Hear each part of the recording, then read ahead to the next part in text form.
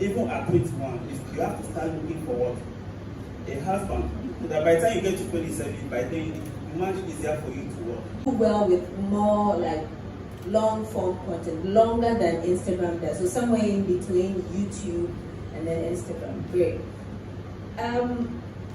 Which I mean, since you mentioned the platforms that you prefer or you feel like does well for you, let's bring it to the issue of monetization. How does it fare when brands come to you knowing that this is a channel that you are very loud on or like very active on, and then they come in with requests of like, maybe Kali J, we have a job for you, but we require you to be maybe active on more than 2 platforms. How are you able to move your audience to some of these platforms to be able to engage? Because at the end of the day, you are monetizing that particular audience you have.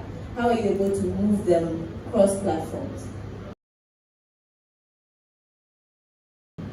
Talking to some brands, they'll be like, oh, I need you to advertise on Instagram for me and so on. And I'm like, okay, I have quite some followers there, but I'm not really active there. I let them know, and they'll be like, yeah, but we still, the campaign is more Instagram based. I'll like, sure, I'll work it out for them. What I realized about Instagram was reels and videos do better than pictures for me on my account. So usually once we are doing a campaign like that, I make sure that whatever you're about to do has to be centered around reels, especially. And it usually works for them. But usually I always push for it. I always push my strong without Twitter for them. I tell them that this is the platform I'm very active on, and they pick it from there. But for some apps and apps like Facebook, which I'm not active on, and Snapchat, some brands tell me to advertise, and I tell them I don't do advertisements on Snapchat. I don't do that, because that's like my safe space. Yeah. That's where I get like peace of mind and all that. So I always usually limit it to Instagram, TikTok, and Twitter.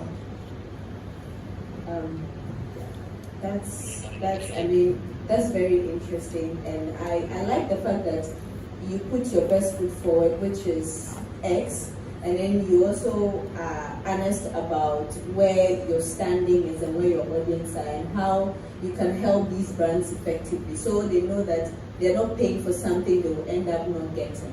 So that's really good. Chef Abby, what platform,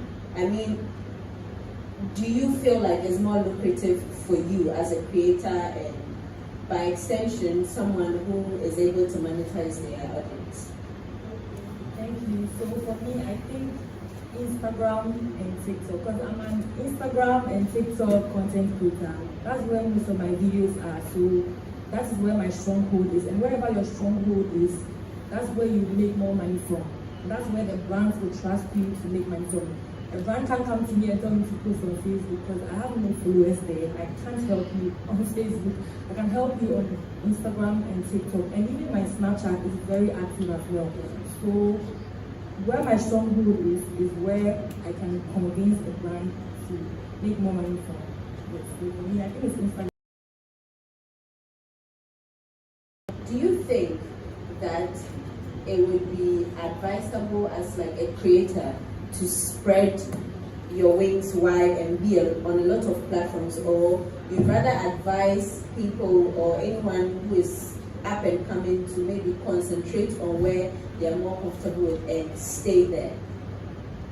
So I honestly think you should spread your wings. You don't know which app will work for you. Because when I started, before I decided to go to Instagram, and when I went on Instagram, I realized that my reels were doing so well. And as your page is doing well, you realize that you're getting more followers, your brand will be expanding, you'll be doing better everywhere. So it's better for people to know you everywhere than to be limited to one particular app. Because when you go to another place and you mention which Chef Abby, and they're like, who's that? Nobody knows you. Exactly. So you should spread your wings, but don't worry yourself so much. Start at a particular place you feel like it will work for you, and as you are growing in your content creation, you'll be expanding. Because I recently just started posting on Twitter too, and I realized that at least the small post I'm doing is helping me expand it a little bit. So the more I become consistent, the more I grow. That's what I think.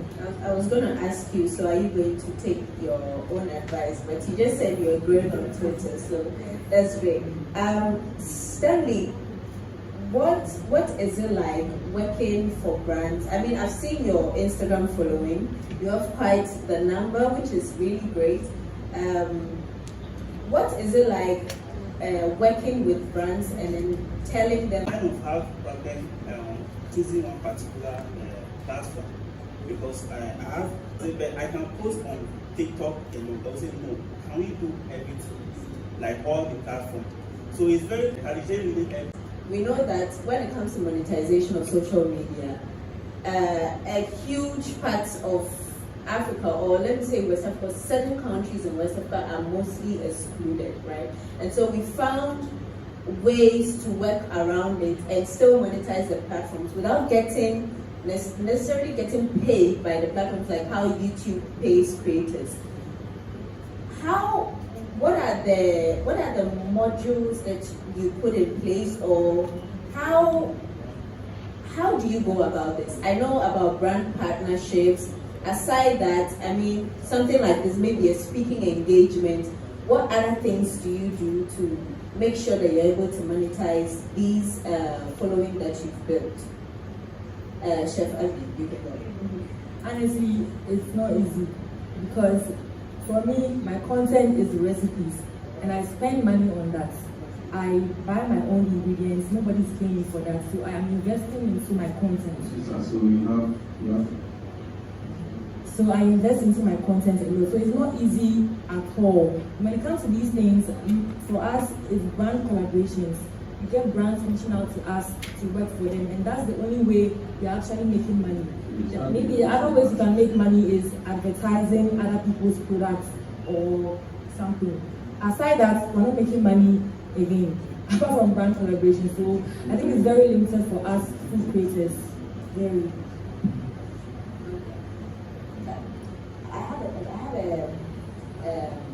A special question for you. You mentioned that you do X and then Snapchat. Have you ever thought of like monetizing Snapchat? I don't want to monetize it. You don't want to monetize it. But looking at your insights from Snapchat, do you think that your Snapchat can compete with your X? No, I don't think none of my accounts can compete with X. Oh, really? But I'm starting YouTube this year, so maybe in the near future YouTube will compete with. I don't know if you heard about this, but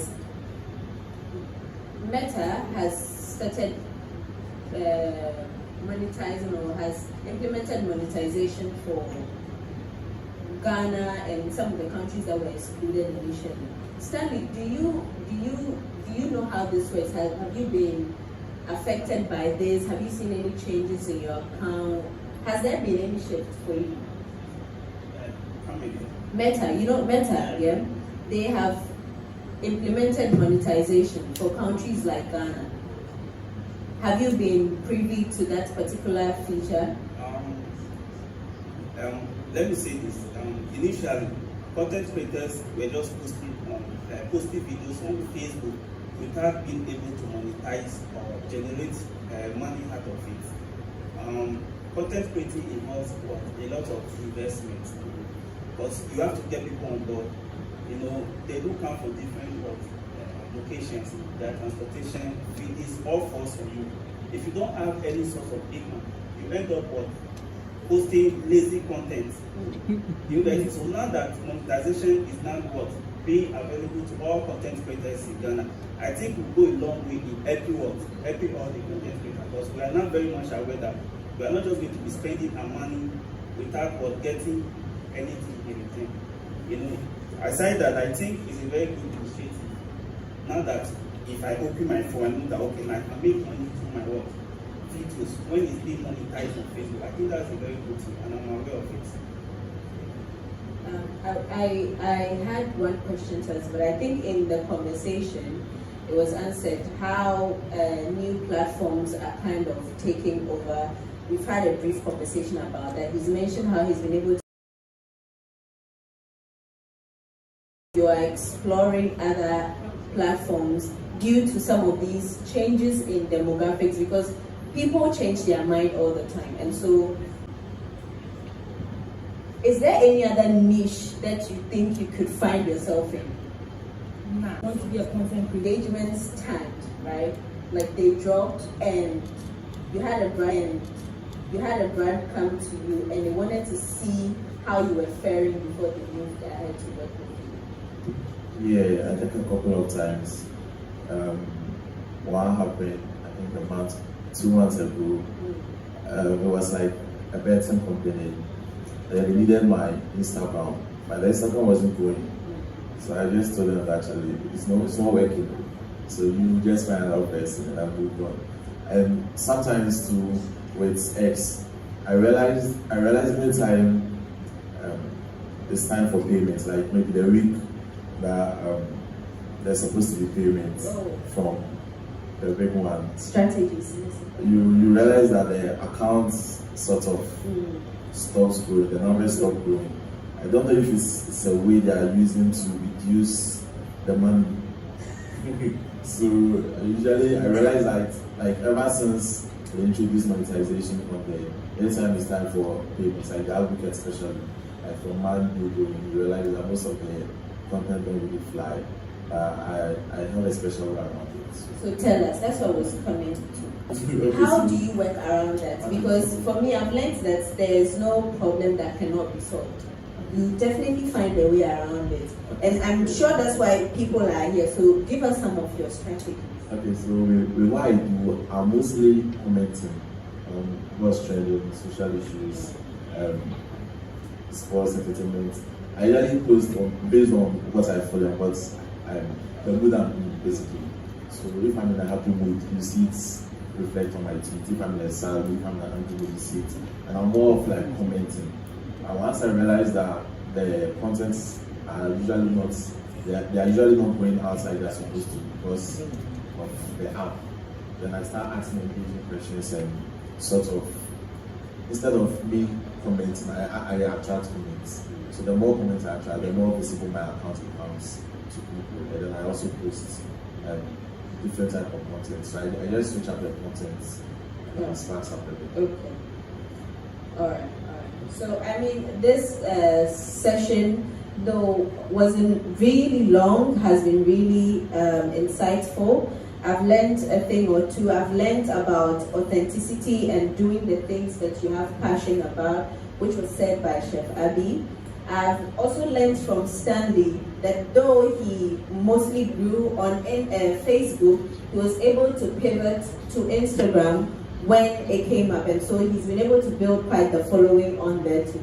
And also from Kalije, a few strategies on how to go about boosting your engagement.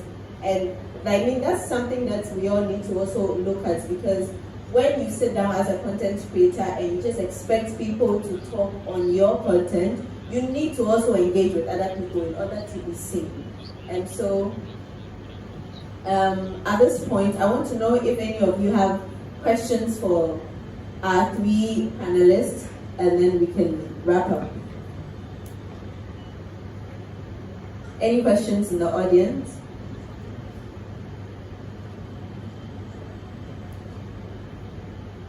You don't even want their debit card numbers. Hey, any questions? You are letting them go scot-free. Okay. Can someone please pass the mic to?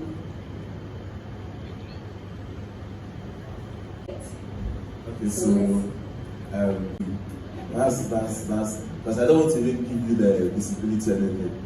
If I'm in a bad mood or I'm in an angry mood or I'm ready for war or battle, I'll comment performance. It is fun. My account is still there. No one will remember my account. So usually it depends. But usually I block.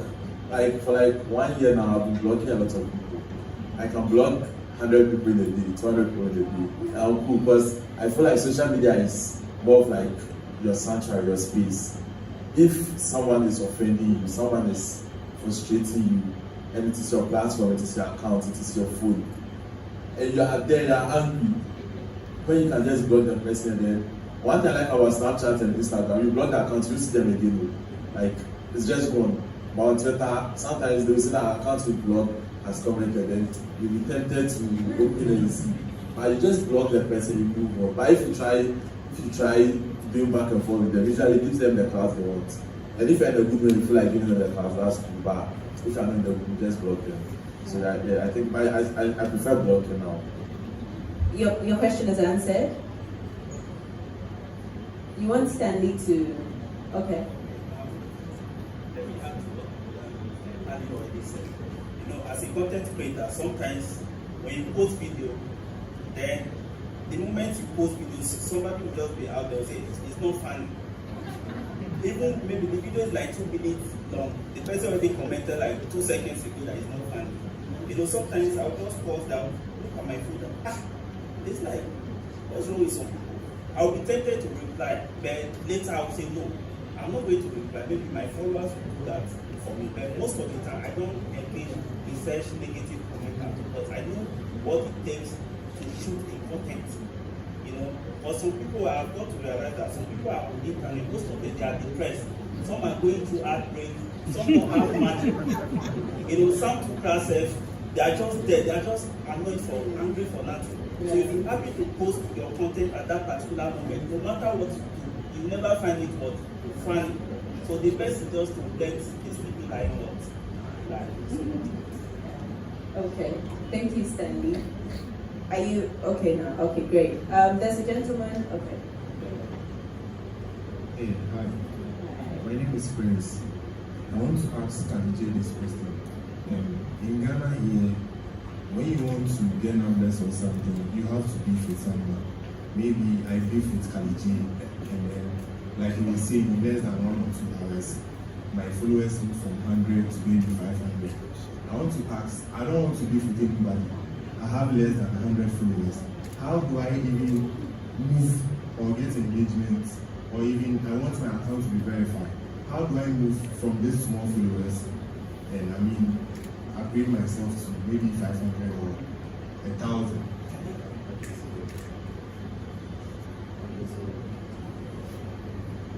Yeah. So I feel one thing about social media is building a core family or a core community and consistency. I always preach about that. I feel if maybe you want to grow your following from 100 to 1,000 or 2,000, you have to be consistent. You have to have a core following and you have to be different. So sometimes I see people on X and they'll post one video and they will share the video under 200 different posts. They will copy and paste. And you go and look at the original video and you realize they barely have any comments, any likes. I feel it's because you've posted a video, people have seen it, but they are not interacting with it. So you move on to the next content. You don't just try pushing that video over and over and over again. Sometimes you make a tweet, you get 500 likes, you move on. You don't continue pushing the tweet over and over again. You move on, they've seen it. If they would like to interact with it, they will interact with it. If they don't like it, then they'll just go. You see someone post a video, tag the whole world, you get 5 likes, 4 comments. It's because they've seen it. All the people you've tagged, most of them have seen it. They just don't like it, they don't relate with it. So you just have to go on to the next content. That's the way it works. Sometimes it works, sometimes it doesn't work. But you just have to keep pushing, you have to be consistent. And every day, ever since I started being active on Twitter, I've been tweeting every single day, for like 3 or 4 years now. I don't think I've ever gone on a break. Even if I go on social media breaks, I am retweeting, I am liking, I am posting, I am retweeting, liking. I have never gone a day without posting, not even an hour without posting. I am always on my phone, posting, retweeting, liking. Because it's all about consistency and then about building a community. I started with a lot of people and we were all friends in a friends group. You see their tweets, you comment on that, you retweet, like. Back then, I think 3 or 4 years ago, we were just commenting and building an audience. There are people that once you tweet, you find someone commenting or liking it. I interact with that person because I feel like maybe the person likes the ideas I'm putting out. So I interact with the person. Anytime I see the person's tweet, I retweet it. Or even if you don't want to retweet, just like, comment, and just move on. So it's more about building an audience. If every day you post a lot of tweets, and you get like 10 comments, and you interact with at least 5 or 6 people every single day for 3 months, 4 months, 5 months, you build an audience. And as it's building your audience too, it's building their audience.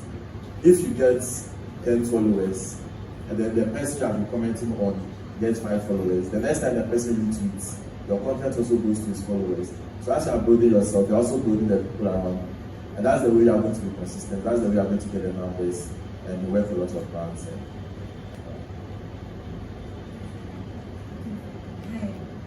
Please stand so that we see those who want to. Okay, so we have 2 people. So the lady can go, and then the gentleman, and then we're done for the questions. Okay, so my question is for Chef Abby. So I want you to know I'm like an avid follower of yours on Instagram, and you have so many views. Like I'm not even joking. Like so many views. I remember there was one video you did with this white man in the market, and the traction was crazy, right? So I want to ask. I also want to get more views.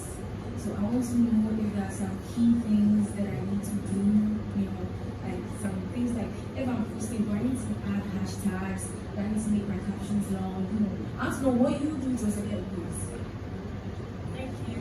Okay, so the thing about creating content is you have to be very original, and your content has to define who you are. Yes, because you don't just post anything. So for me, I've been very consistent, just like Kanye was saying. I post every day. This whole year, I've posted every day from January to now. So just imagine posting food recipes every day. That means you're going to invest in a lot of, like, do you get it? So if you are not consistent, Instagram will not trend your videos. You need to be active on social media and consistent, and your post should be very original. You don't have to post something that people don't want to see. So for me, I know what people want to see.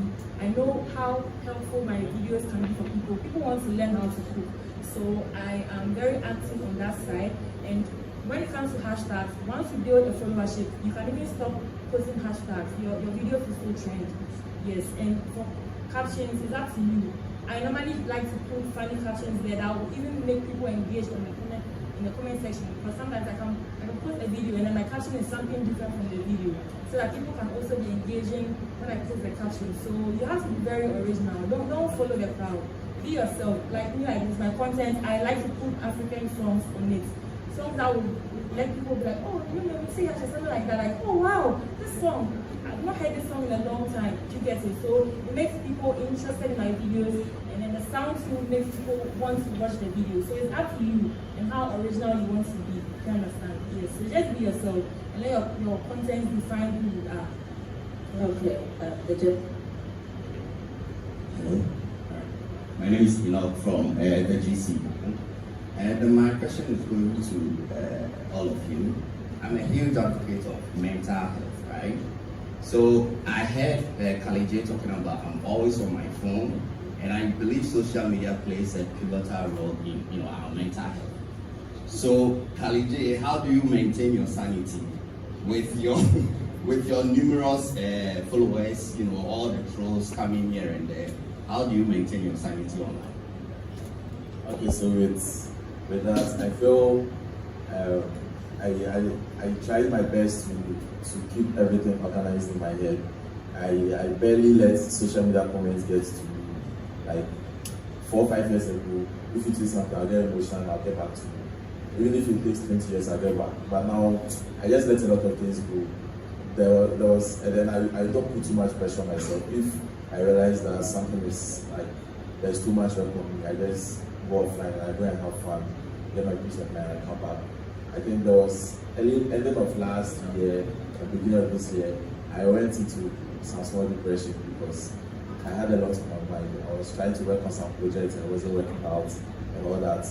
After that, I came back, I reprogrammed myself, I took a break and I came back. And I realized that sometimes you don't have to put the work before you have to put yourself before the work as well. And if for mental health too, one thing I've done on that side is the book which I'm currently working on, which is more of like a space for guys, because most of my guys are followers. Even though the ladies are also invited, but it's more towards the guys, because from my side I get a lot of comments from guys talking about things that they go through and all that. So Broke is more of like a podcast, a show, a studio where one part is dedicated to helping guys to protect their mental health and so on. So, Thank you very much. Yeah, we're thank you so much. So while you leave, you need to leave with something. Your opinion as a creator is what makes you different. You are the niche, and so your opinion as a creator is what makes you different. Take your mental health seriously, be consistent, and when it's time for you to pivot, try as much as possible to do that seamlessly. This has been an interesting discussion, and thank you all for being here. Flora Tissue and then Gandol Cosmetics has some presentation for our panelists, and so we'll have that now. Are we ready?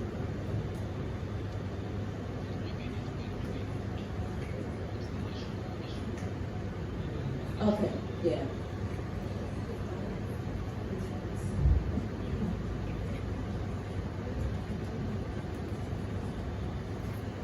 Hi, good afternoon, everyone. My name is Calvin Stevens, the brand manager for Flora Tissues and Top Choco. So we are here to give you some packages and where the packages are. So in there we have products from Flora and Top Choco. So Flora, it's a company, we produce tissues, everything tissue, from tiro to napkins to table towels, everything, pocket tissues. We call it disposable handkerchiefs. I mean, generally people call it pocket tissue because of the size. And we have another size which is mainly like a target for the ladies. We call it a mini, which has about 100 pieces in it. And our company is located at Tema Community 12 on the motorway. Everything is Ghana made. And for Top Choco also, everything is Ghana made because we use the Ghana cocoa. Everything you find in there is made in Ghana. All right. So thank you.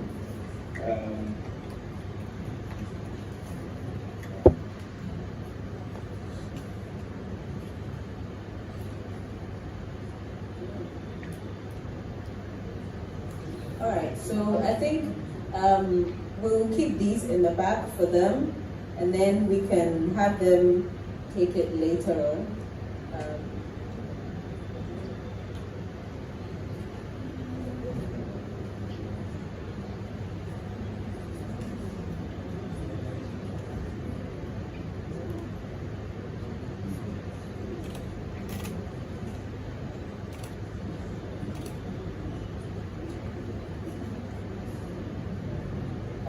So thank you so much for being part of this session. Please stay around for the next one.